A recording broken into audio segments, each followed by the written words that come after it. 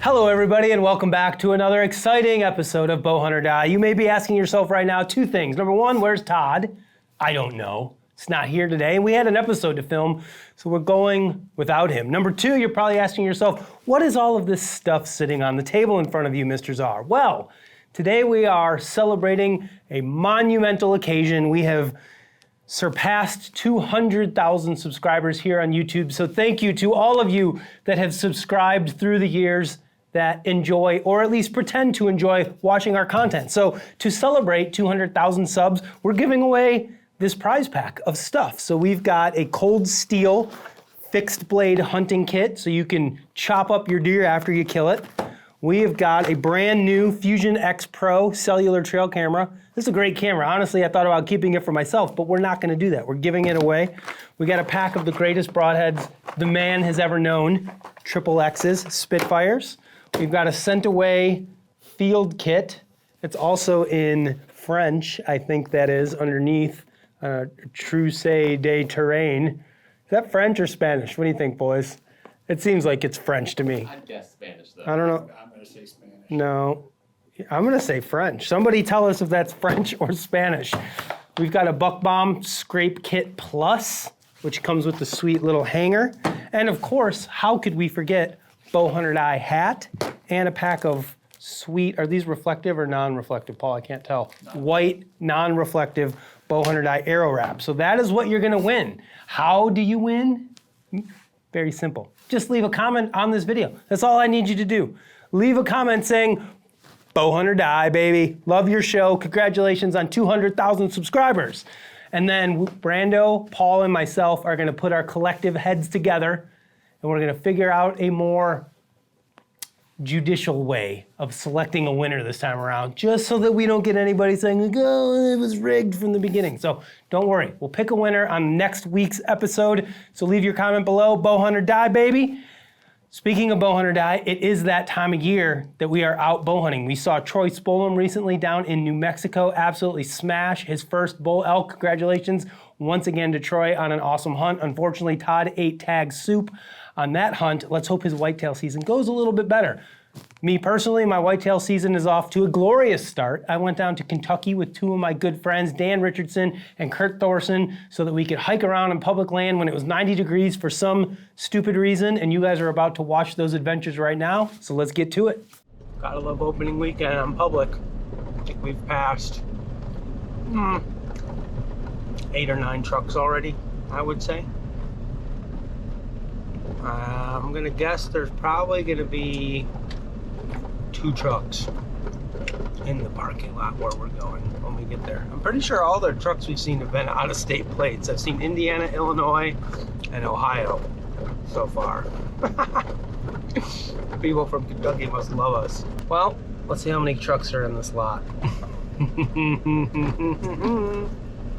2, 3. I'll be amazed if it's 0. It's 2, and I think these are the guys from our hotel. 3 trucks. This has got to be the 3 guys that are by us with their climbers. 3 trucks. 3 guys. Maybe 4. Maybe 5. Maybe 10. Who knows? Let's go.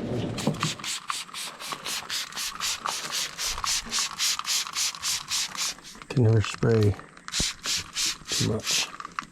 And the man, Richardson. Let's do it, bub. Let's go. Got my release. Got my camera. Let's draw it. All right, just leaving Dan, the man. And I'm headed to the back and hoping, beyond hope, that I don't run into anybody in the process. That's beautiful. Beautiful green bean field. Let's hope there's some deer out here tonight.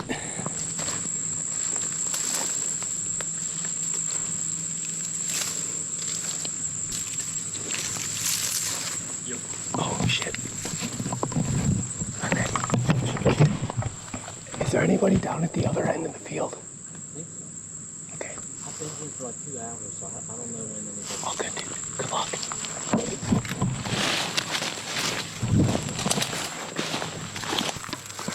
Well, the guy was literally in the tree that I was going to. So now we go to plan B.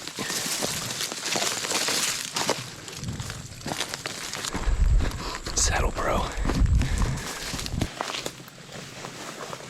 This is one of those fun, if something can go wrong, it will type hunts. First I had a guy in my tree, or in the tree I was going to, not my tree, just a tree. So I booked it across the field to the other side. In the process, I kicked up a nice bedded velvet buck.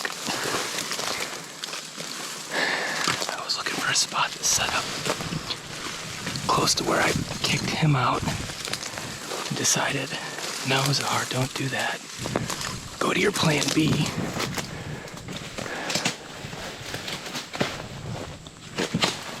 And in the process of doing that, just kicked up 3 more deer. So, we're going to plan C, which I don't even know what that is anymore. Observation, yes.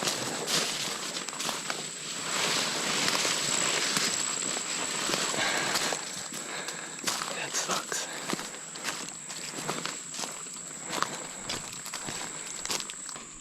Alright, we finally found a tree. There's a cell camera, like 10 yards away from it.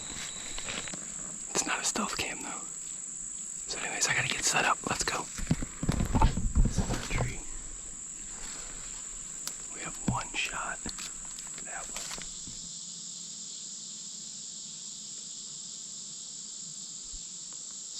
Alright, I got 3 does and a fawn down there, and then a little full velvet 6-pointer just came out.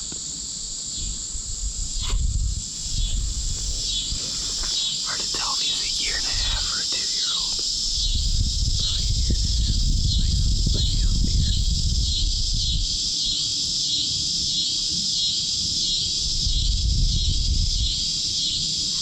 Alright, we're just about out of light. We got 1 doe out in the field.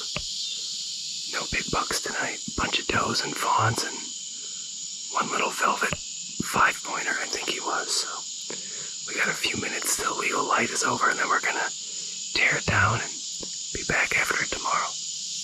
Bowhunt or die, baby. The second day of our hunt was Monday on Labor Day. Unfortunately, it was relatively uneventful. I saw a doe and a couple of fawns. Kurt unfortunately didn't see any deer, but he did run into a couple of other hunters, which we anticipated would happen, especially on a holiday weekend.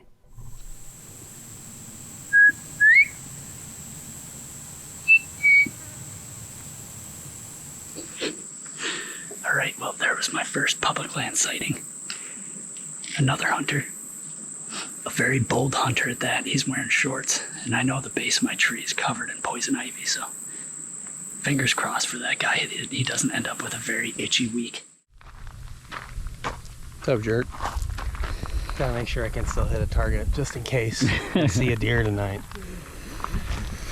Given the way things have gone lately, I don't know how likely that is, but you never know.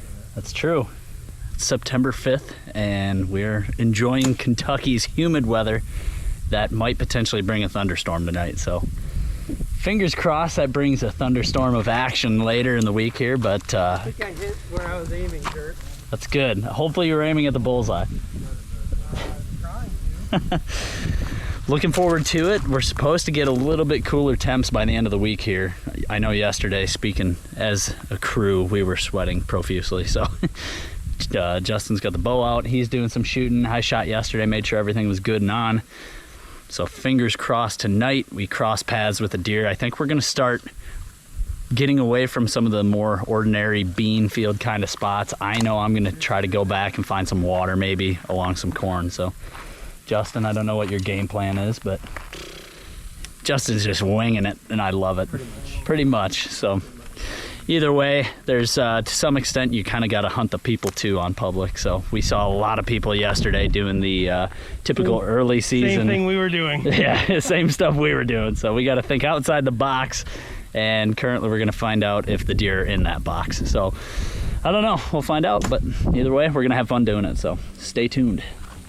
Another good one. Let's go. All right, here we go. Night number 3. I just left Dan the man. He's going that way, and I'm going this way. I don't know what I'm doing here. I'm very conflicted on the spot where I want to be is right down at the end of this. It's a gorgeous clover plot. The problem is, it's so easy to get to, and it's such an obvious spot. I'm just afraid of someone else walking in on me. I've got a mosquito buzz in my ear. So, I'm probably gonna just stick with my original plan. Go to my further away clover spot. I'm convinced there isn't a tree in this state that doesn't have poison vines wrapped around it. Finally found this, whatever this little oak, possibly, I don't know. There's an opening up there. It's just big enough for me to get into and be able to shoot the field. And actually, this tree's got a lot of cover, so this could work out pretty well. I'm gonna get all my gear off, get hanging.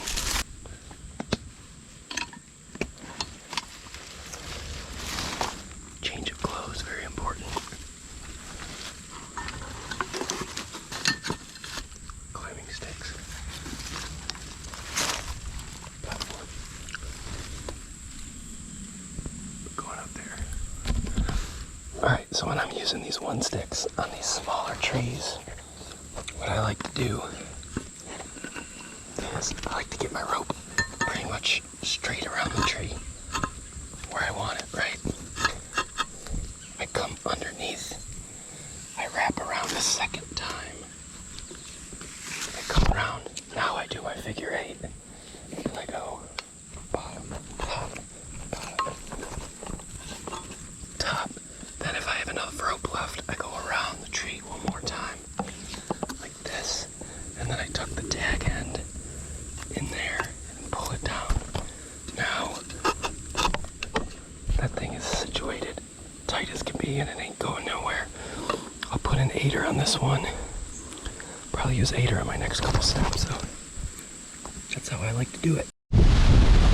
Well, things are about to get rowdy, boys. I'm getting out of this tree for a little while. It's getting intense.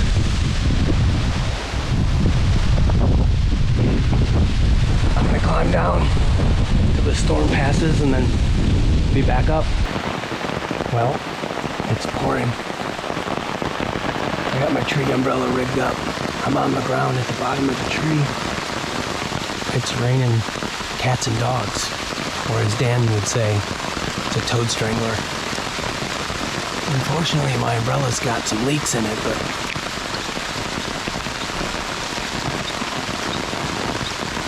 certainly better than the alternative.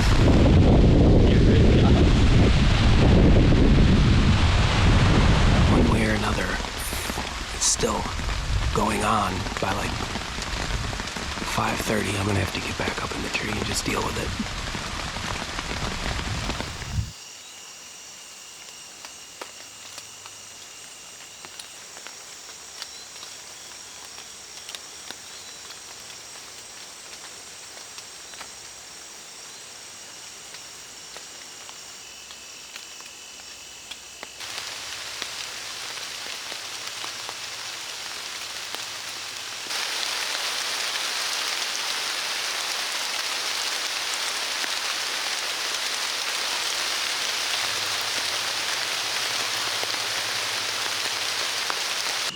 Well, end of night 3.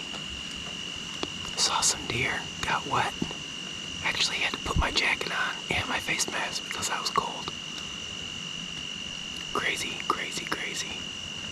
Man, I thought for sure we'd see a decent buck maybe come out here tonight, but nothing, so I'm gonna start tearing down and we'll be back after him.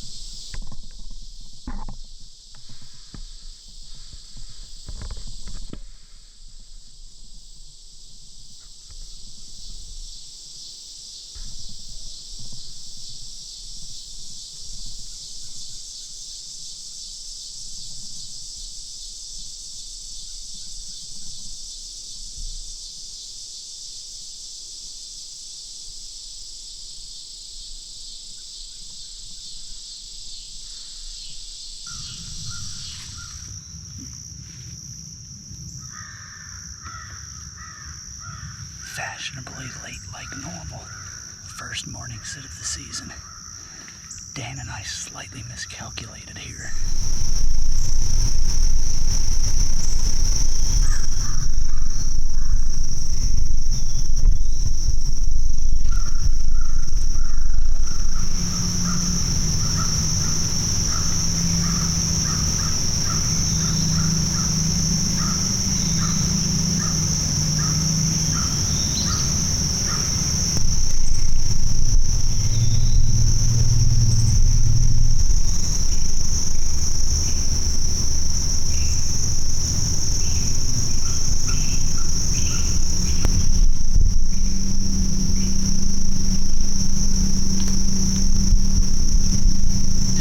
Come in 15 yards, definitely could have shot her.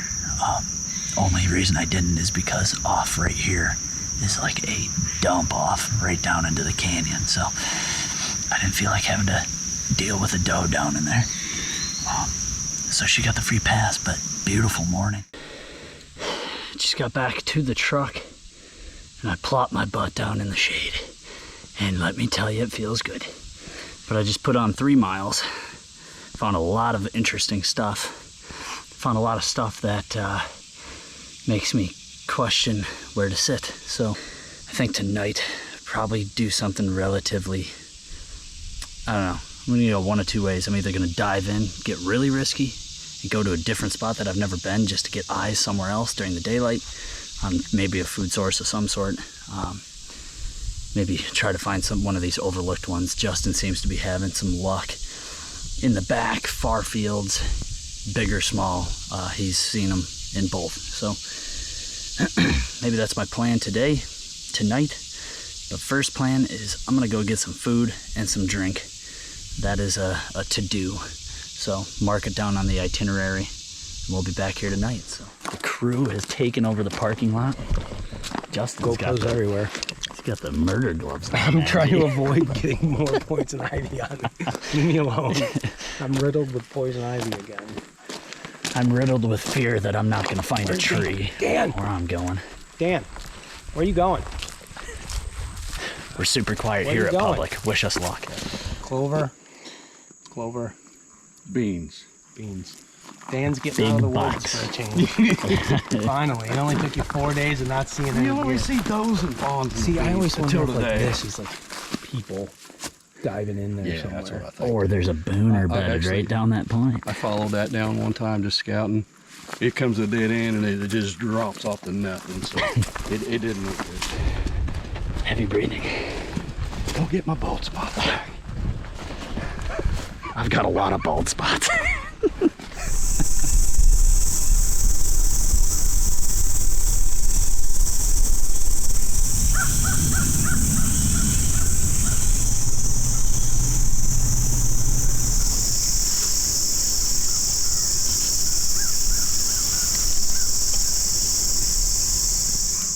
Deer just stepped on the field.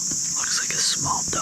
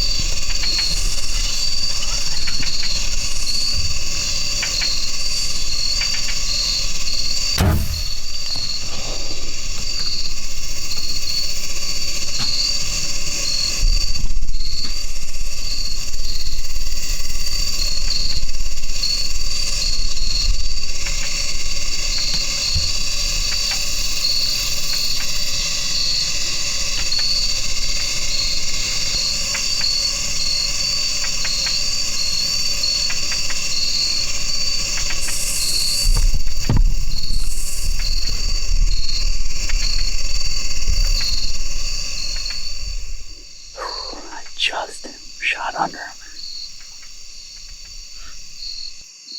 I had him at 58 yards, and I don't know if I rushed it or... But I shot just underneath of him.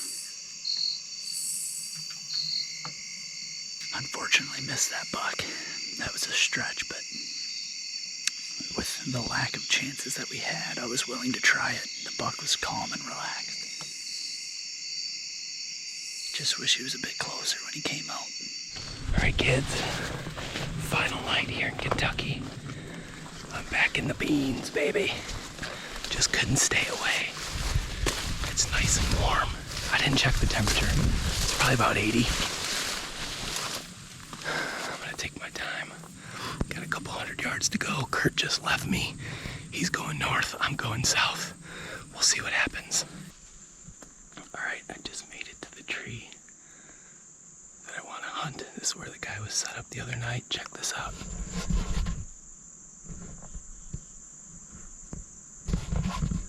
What a jerk off. 4 bottles of water, package of crackers, and his bow rope. That's not cool. I got plenty of time. Deer aren't going to be moving for a while, so just taking my time. Cool down a little bit. We'll pop up in there. I'm really pissed that this guy left all these water bottles here. What an asshole. Who does this?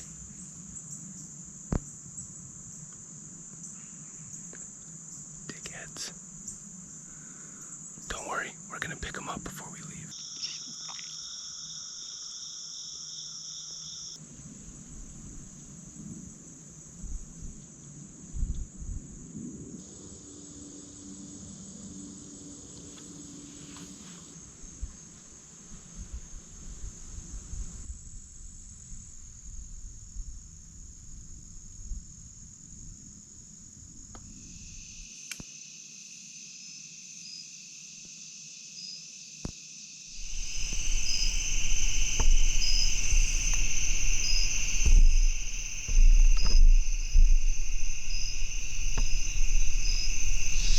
Guys, well, that's gonna wrap up Kentucky 2023 early season.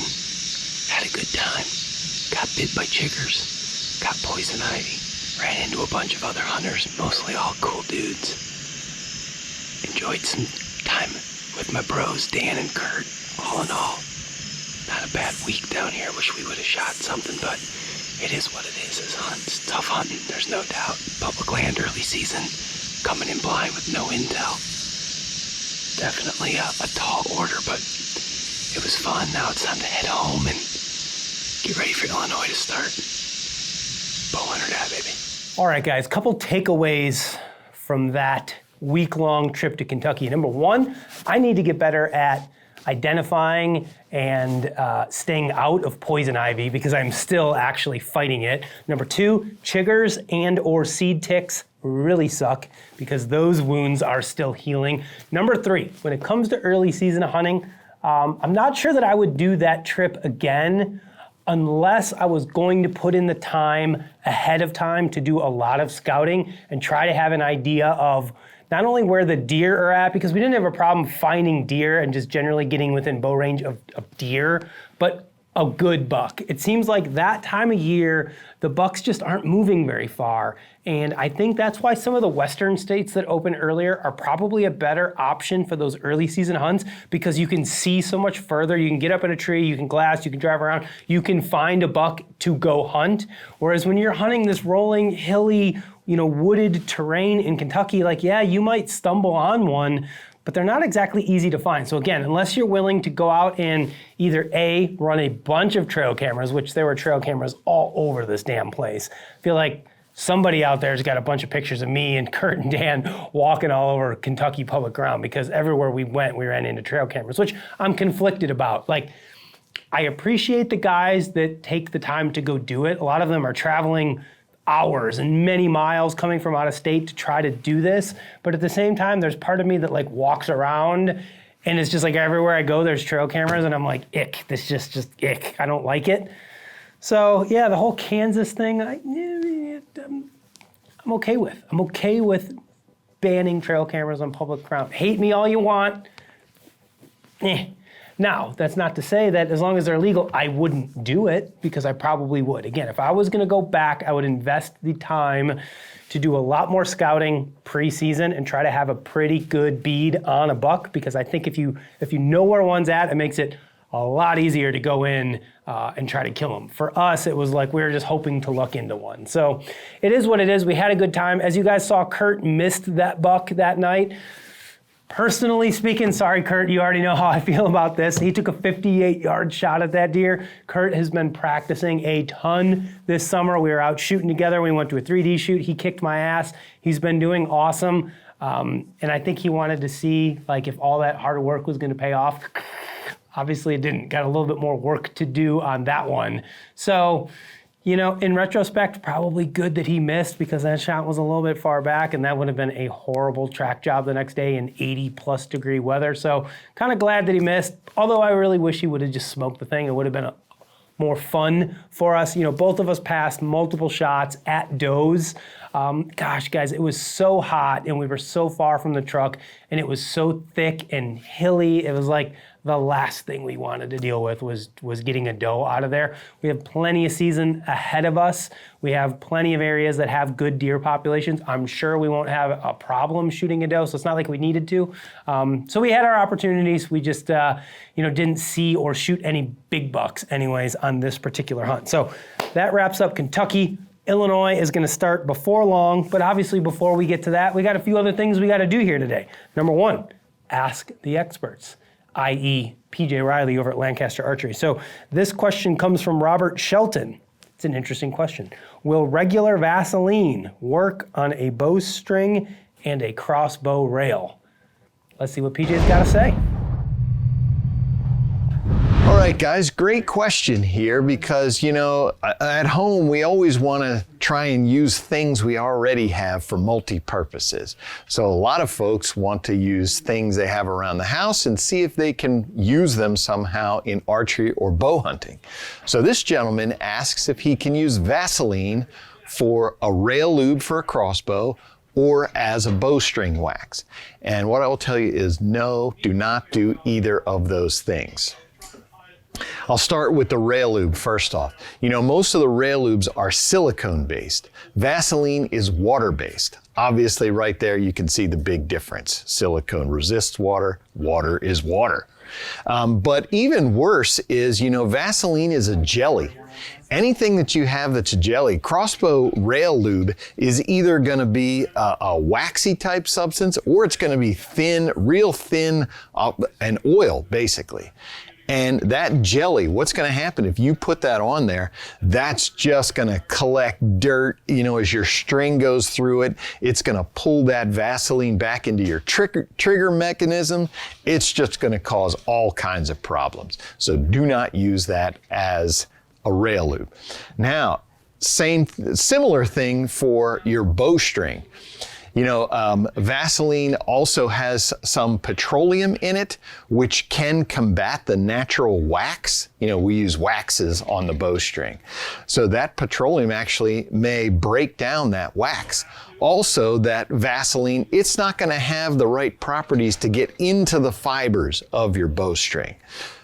So that Vaseline is not a good one to cross over and use in your archery products. I definitely wouldn't do that. Well, there you have it. The expert has spoken. Terrible idea. Do not put petroleum jelly, i.e. Vaseline, on your crossbow rail or on your bowstring or anything else. The lubricants and waxes that we use are completely different than petroleum jelly, so that is not a good idea. Guys, if you have any questions that you want myself, Todd, PJ, or any of our other team members to help you with, make sure you go to bowhunting.com, click on Ask the Experts, submit your question, and we will feature you, hopefully anyways, right here in an episode of Bowhunt or Die.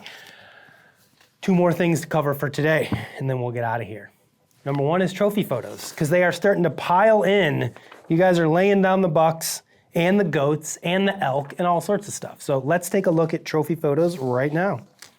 Aaron Harrell in Georgia, Chase Vowles in Idaho, Eric Mollett, we don't have a state, Jason Taylor over in Kentucky, Jillian Johnson with a nice goat out west, and Justice Leimbach over in Colorado, or Colorado as some people like to say.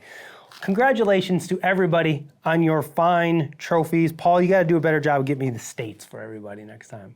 That's your constructive feedback. In the next episode, we want states for everybody. Now, traditionally, I would give the winner to Jason Taylor from Kentucky. And in fact, that's what we're gonna do. Jason Taylor from Kentucky, this looks like Jay-Z set up and took your photo for you. That's why I'm like, that's my pose.